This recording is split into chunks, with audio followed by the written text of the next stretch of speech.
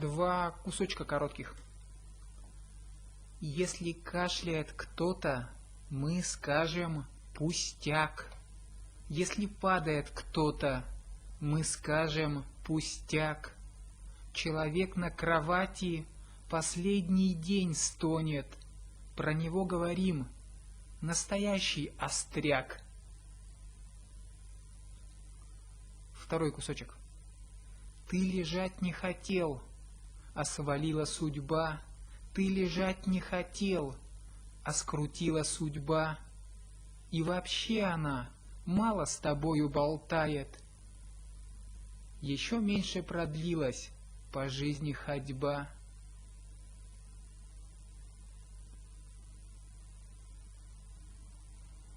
Человек на кровати последний день стонет. Про него говорим настоящий остряк. Спасибо.